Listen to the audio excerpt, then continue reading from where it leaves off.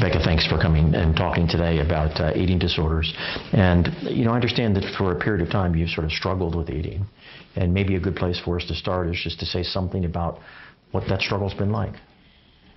Well, I have had the struggle with eating disorder for over 4 decades. The beginning of it was like an illusion of, my eating disorder was like a coping mechanism, like a security blanket. And I think that it all began was, my dad is a minister, and I grew up in a very religious home, and I don't really know the age. It was preschool. I do know that. I was abused by a deacon in my dad's church. And this went on for years and years and years. So I remember always feeling worthless, like what is wrong with me, not special, and totally opposite of what my abuser said. You're special, this is why. I didn't feel special. I felt worthless. I felt a lot of shame. So it began as just a way of control. Of everything was so chaotic around me, and this brought control into my life. So when you say security blanket, it sort of gave you a sense of control over things you otherwise didn't have control over. Yes.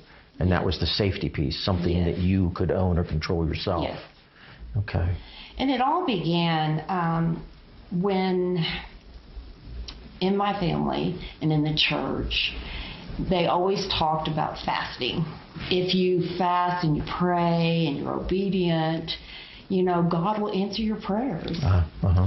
So I thought, well, I hear my mom and dad and everyone in the church talking about how they prayed and fasted and God answered their prayers. So I thought, well, I'm going to pray and I'm going to fast so that this abuse will stop. God will hear me and think that I am good enough and the abuse will stop. And so I started. I was never really a big eater when I was a child, and I just didn't eat much, and mostly because I was so anxious all the time. Never knew what was going on. Always had to be one step ahead. And so I would, at dinner, for example, I would, try to eat and I would put it like in a napkin or put it in my lap because I was trying to fast, Right. And then my mom noticed and, confronted me. And so, of course, I always wanted to be a good girl, never wanted to be in trouble, wanted to be perfect. And so I stopped. And when I stopped, the abuse, of course, continued. And I thought, I am not good enough. I could not, starve myself enough for God. I could not do this. And that's why I'm being abused. So when I, reflect back, that is the main thing that always comes to my mind is trying to fast. So let me make sure I understand this then, Becca. There was a point at which you almost turned it back on yourself, and you were not good enough, or you couldn't starve yourself enough, you couldn't gain enough nutrition. I couldn't be obedient enough to God to not eat. Okay. I would try not to eat and pray, and if I did that, I thought, well, God's going to answer my prayer. He did my mom and dad and everybody in the church, and my prayer is for this abuse to stop. And, it didn't. So. And if it didn't, then you're not good enough, or you're not worthwhile enough, or okay. And so then what do you do with that? I mean, you stop eating, you try to control things as much as you can. You have this little island that you can control. Everything outside of that you can't, and yet even that's not working. No, I just tried to make it through the best I could. The next time that I really remember the issue with food coming up was when I was in 6th grade. I remember 6th grade because I started a new school, and I was starting to develop breast and hips and everything, and it was just really, really bothering me, making me feel, kind of humiliated. I really just always, even as a little girl, wanted to disappear. Yeah. And so I started restricting. And in this restricting, I would make rules, I would make rituals of how much I was going to eat, when I was going to eat, how I was going to eat it. So, in the mornings, my mom would make me, not breakfast, and I would eat, and then lunch, I would throw the lunch away. But then, like, for dinner, I would sit there and actually, like, count the green beans, for example. 1, 2, 3, and then like the bites I would take, and I would never ever allow myself to finish what I was eating, because that was my rule, and that was my control. Everything was still so chaotic in our family, everything that was the only thing I knew that I could control. I couldn't control anything going on with my body. Right. Couldn't control anything going on with my dad or at the church or the deacon or anything, but I could control what was going inside my mouth. And that was, like, again, my security, my safety net. I could see that. That. And yet your body's conspiring against you. It's betraying you because you want to be invisible, and breasts and hips don't make you invisible. No. They bring you into the spotlight. Right. In a way that you really don't want to be in the spotlight. Right. Okay. So trying to restrict the food intake to keep yourself small and invisible and disappear, and the praying's not working.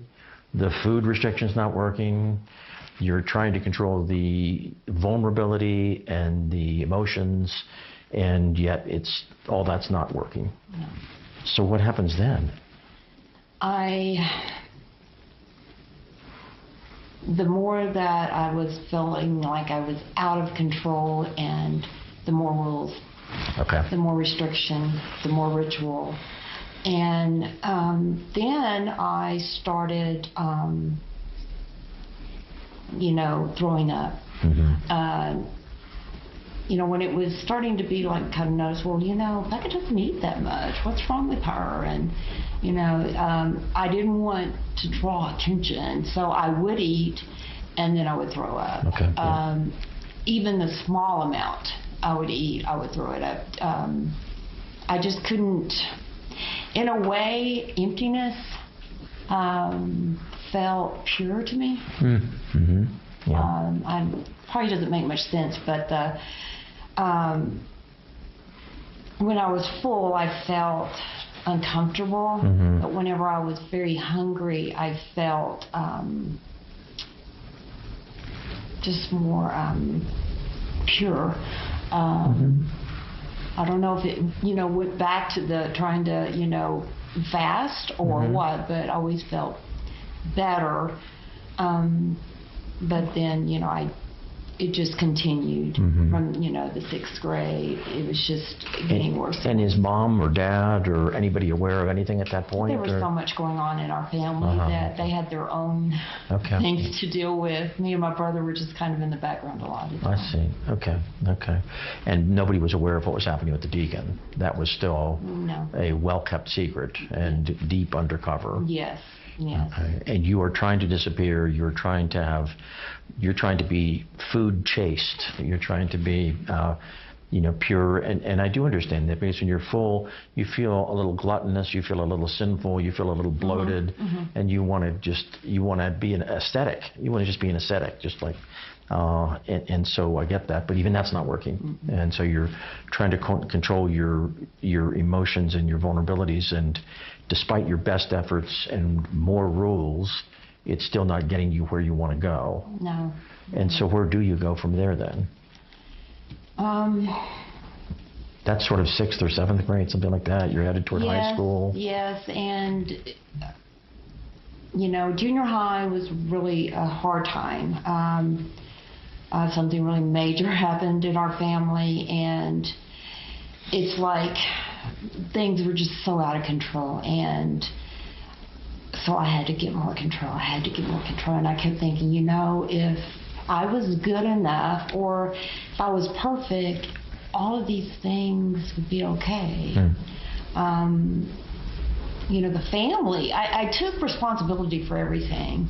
The family would be okay, everything would be okay, so I'm just gonna, restrict more. I'm going, and if I do have to eat, I'm gonna get rid of it, because, I've got to, it's almost like I thought God was gonna smile on me through all of that. But then after a while, it was, my eating disorder became my God. My eating disorder is what I worshipped. So it kind of got confusing for me, because God wasn't God anymore, because he sure wasn't doing me any favors. He abandoned you. But my eating disorder was my God, kept me safe, kept my emotions intact, and I worshipped my eating disorder. So. I was going to ask you if you worshipped your eating disorder. Yes. You protected it in some ways and guarded it. Yes. And it was between you and the eating disorder. Yes. Don't let anybody else in there. And God forbid they take it away. That's all I had. It's your lifeline. Yeah. It's your lifeline. And then at some point that lifeline snapped or failed to work, or what happened at that point? How did you reach out for help, or how did it come to pass that you couldn't just kneel at the altar of the eating disorder and make the worship work? I started doing things that went against all of my upbringing, and in all my attempts to try to be perfect, to try to be worthy, try to be all of these things, I was starting to do the opposite. This is really probably the most embarrassing thing that I will say is I started taking so many laxatives and diuretics that I had to start wearing Depends. I had no control over my bowels or anything. And so to get all this, I wasn't going to go through a checkout at, like a Walmart, here's some Depends and laxatives. How's that going to look? And so I would shoplift. So here I was, this preacher's kid, shoplifting. For Depends. For Depends and laxatives, you know. And so I started feeling guilty about that. So guilt kept, it was like more guilt. And so it came a point where I became so depressed that nothing was working. I became so depressed and everything that I attempted suicide. And that's when I was put into a hospital for the very first time. But it was not for my eating disorder, it was for, attempting suicide and depression. Well, I can see that, because the harder you try, the less it works. The less it works, the harder you try. So before you know it, you're corkscrewing yourself into the ground, and at some point something's got to break. And then you're loathing yourself, you're hating yourself, you're feeling like you're set aside from who you are as a person. Suddenly you're doing illegal things, you're doing crazy things. You see that. Now you don't know who's controlling who. Is it controlling you, or are you controlling it? And so this hospitalization must have been really abrupt and traumatic in its own way. Yes. What was that like? I'd never been to therapy. I'd never been to anything, so it was very scary. I do remember that there were teenagers there and everything, but most of them were drug addiction and then depression, but there was no eating disorder. This was during a time where it just wasn't something that either people didn't talk about it, or it just wasn't discussed. It was, mental health within itself, was something you didn't talk about, and you're sure not going to talk about doing crazy things like not eating and sticking your finger down your throat. A treatment center for Worse eating than disorders kids, was. you know? Yeah, no, Right. no. And I was in Little Rock, Arkansas, and that's where I was raised, and there was nothing. I don't think there are now any eating disorder places, but so I went through all that, and never brought up my eating. It would be noticed that I wasn't eating, but it was, I would just. Oh, even during the hospitalization, Oh, yeah. you got in and out with them without them even diagnosing because you. I was depressed. Okay. And I okay. do remember, like, my friends and people and family would say, "You look sick. You don't look well." And I took that as an accomplishment. I wore a little badge. That was a compliment, wasn't it? Yeah, I'm looking. So you weren't about to spill the beans and tell them. No, Okay. Yeah. No. You're still protecting this knowledge, the guilty knowledge of the eating. Right. Okay. Yeah. So I did get out, and I had to go to therapy. I was seeing a therapist for my depression every week. Even during that time, I never talked about my food disorders or my thinking of food or anything. Just pretty much just went and talked about what happened that day, and so I couldn't even be honest with the therapist. I was ashamed. I see. Ashamed, but also at the same time, I didn't want anyone trying to take this from me. Sure, yeah, no.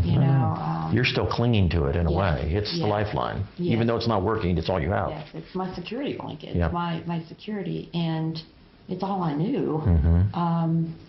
I didn't really know how to handle things, and so that's the only thing that I knew.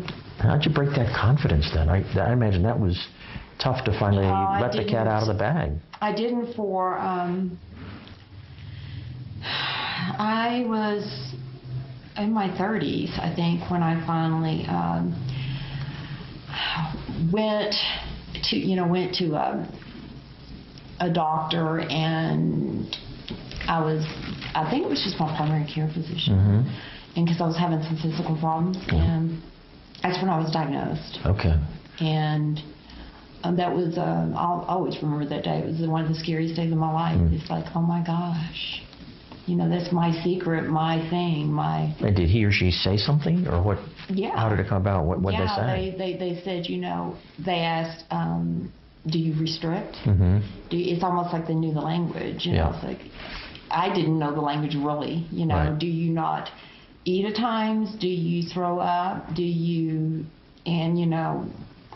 all these things? Do you do these? And I tried to say no, but at that same time, I was just so. When you don't eat and you don't having nutrients, you cannot think. Yeah, no, that's right. Yeah. I was so foggy. I wasn't doing well in school. I couldn't think. And at that time I just said, yeah, well, what about it? So I started having to go to a nutritionist every week and do the weighing thing and at that point, I mean, if you've been struggling for a couple of decades at that point, Becca, I could imagine that you were probably pretty thin, pretty gaunt. They probably had physical concerns with your welfare. My weight would fluctuate. I would really get thin and then gain just a little bit. Never really heavy. But I always thought I was heavy, Right, no matter how thin you were. Yeah, right. and I always heard, I remember I heard a doctor one time saying, well, you wear, anorexic they wear their baggy, clothes, so you can't see their thinness. And I always thought, no, I wear baggy clothes because I don't want anybody to see my body. I never thought I was thin. I got one time, well, it was between 99 and 100. And because I wanted to get under that 100, 99 to 100 pounds? Yeah. Oh, wow. And that was the thinnest I ever got. And even at that time, I was wearing baggy clothes. What would your body mass index have been then? Do you have any idea? Oh, no. 99 to 100, and you're what, how tall, like 5'8". 5'8". Maybe I was not that tall then, but yeah, probably. I was always tall. Okay, so yeah, you would have been pretty gaunt. Yeah, that's whenever I was diagnosed because I had to go to the doctor. And did the nutritionist help, or what helped turn the corner then for you?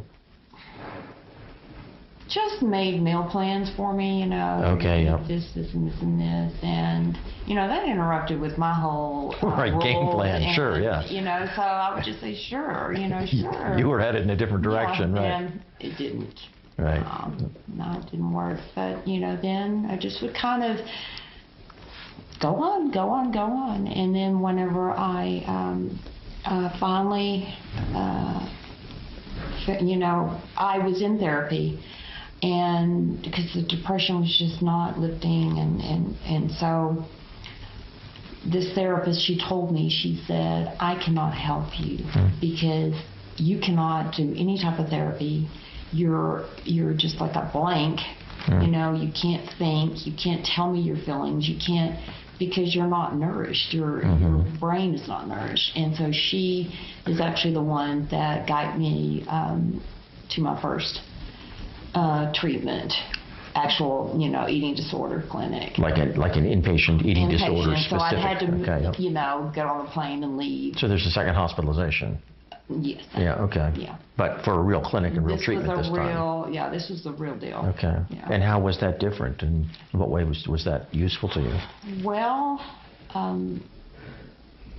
it was hard because when I got there, I mean, eating disorder, they're very competitive, and I never knew that. Right. Right. Wow. I mean, it's like, who can get the thinnest? Whose heart rate's the lowest? Who, you know, who can do this? And I was just like, oh, me. Right. You know, and I would look at some of these girls and I would say, you know, I've had my eating disorder longer than you've been alive. You know, you can't trick me. I am a pro. Right, and, right. You're a little competitive too, then, aren't you? Yeah, I was very competitive and manipulative. Yeah. Oh, yeah. And I thought I was doing a lot better than them, but maybe not. But that's when it started. But, you know, I would do good. They were like, get the weight on me and do the refeeding and all that. And I would go out, get out of the hospital, and it would probably sometimes 3 to 6 months, I would be really, really good. And then all of a sudden, it would just start again and again and again. And before I knew it, you know, it was just... you know, really bad. I mean, I would get so hungry that, I mean, you get hungry, that I would just go get, I never was a binger, but I would go get all this food and just, you know, eat, you know, chew it, and then spit it out. Spit it out, yeah. Chew it, and spit it out, you know. I did that for a long time. And then I went to another treatment center, and it was 4 total. Okay. Within a small time frame. And when you have those sort of relapses, would it be like what would come back first for you, Becca? Would it be the voice that would start to tell you, and what kind of things would it say to you? Yeah, it was like it's almost like I had 2 selves, you know, and the one self would try, you would want to be all this, but, you know, would want to be well. I would see everybody having fun and being able to go out and eat and enjoy it and not all this, but I couldn't. But it would be like, you know, like, why don't you just skip breakfast and then lunch? Why don't you just skip lunch? Why don't you just start counting your calories a little bit? Why don't you do this, and this? And then before I knew it, it would be just... You're right back. I was back in my rule book, you know. Yep. It's amazing how quickly it happens, isn't it? From a few whispers to the full loud scream. Right. And so as you fast forward and you're on the other side of these hospitalizations, and you're now, you know, in the 4th decade, you know, plus in relation to it, where do you feel in relation to your own recovery at this point in your life, and what sense do you make of that? I have been in recovery for 7 years. Okay. Which is the longest I've gone without any type of relapse. You know, not even a small relapse I have not even had, but, you know, it's been very difficult. I would be lying if I said that the voice wasn't there sometimes. It's just that now I know how to combat it. You know, I it's like all my rules, my rule book and all that. I had to tear that up. Yeah. I had to get rid of the rule book. I had to almost reprogram my thinking,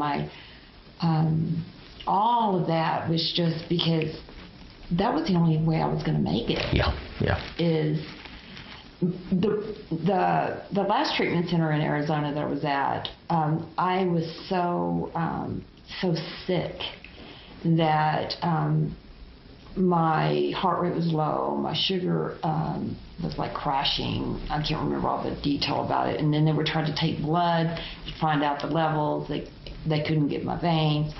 So finally, I remember the doctor had a meeting with me, and he just looked at me. He said, "Why are you killing yourself?" And I said, I'm not killing. We always think we're stronger. Sure. That we've got these bodies that it'll happen to everybody, but not me. And he said, I just want to tell you, with your age, what you've put your body through, what your health now, what you've already done, to your body through this, I give you 1 year. Wow. And if you continue this, you will die. And I mean, I don't know. He could have just been saying, he may have said that to the girl next, but that kind of just like a wake-up call. Yeah. And of course, you'd seen some people die as well, right? Right. Yes, I've had friends in treatment centers that just didn't make it. Yeah. So it had a ring of truth when you heard that from him. When I heard that, I thought, yeah. But.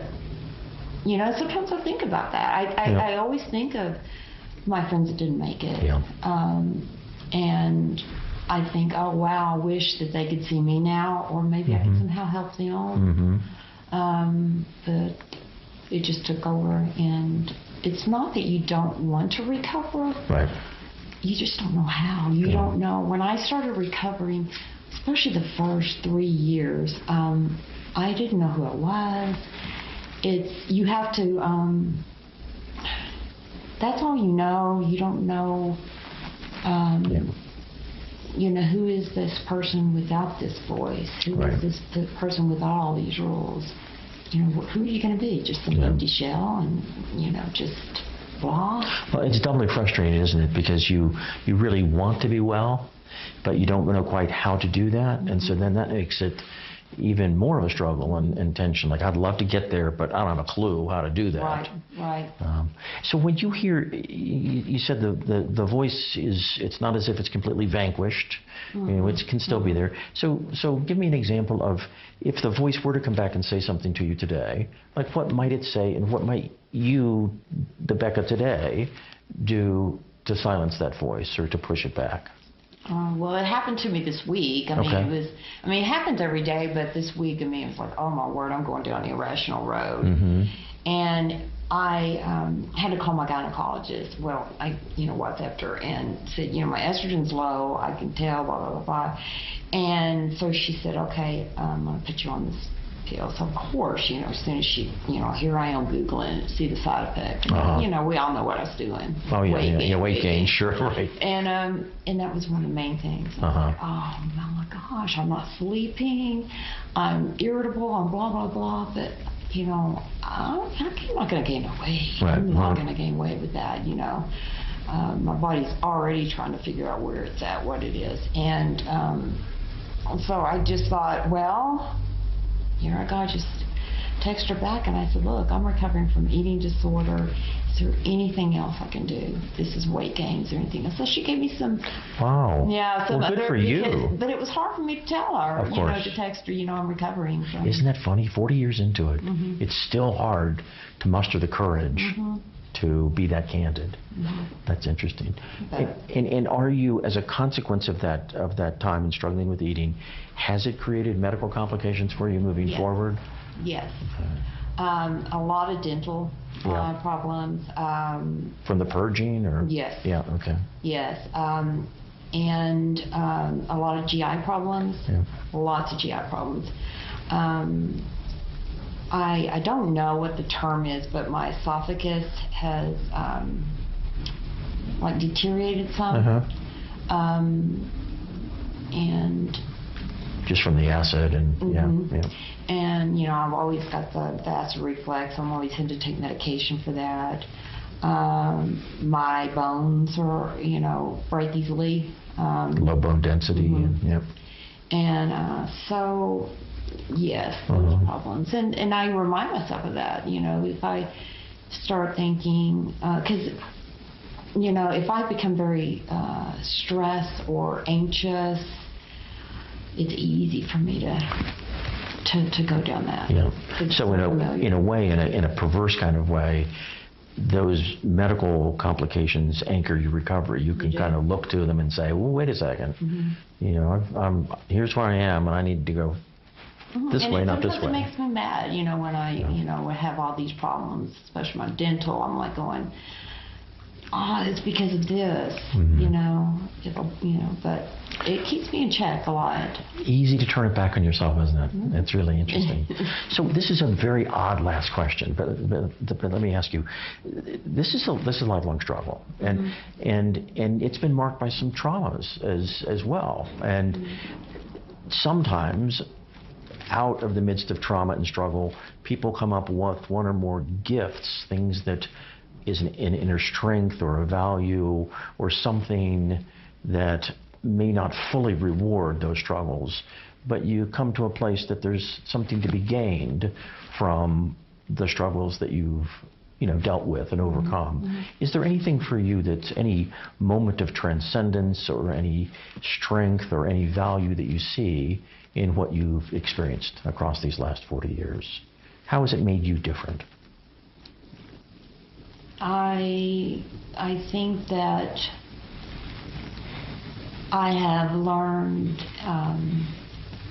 more of a compassion for life and my loved ones, my friends, a lot of empathy for people. I am sometimes too sensitive. If you can be too sensitive, I want to help people a lot, and I think it's just because I've been through all of this, and I have also had a lot of courage. It took a lot of courage to face those demons, and to face what was I going to be like without my eating disorder. What was, I have to take control of myself without this. How's that going to look? How's that going to be? Am I going to be worthy? Am I going to be a good person without these rules and without restricting? Am I going to be okay? So a lot of courage. It was very, I think for someone that's recovering from eating disorder, it takes a lot of courage to do that, because it's a lot easier to stay sick and to stay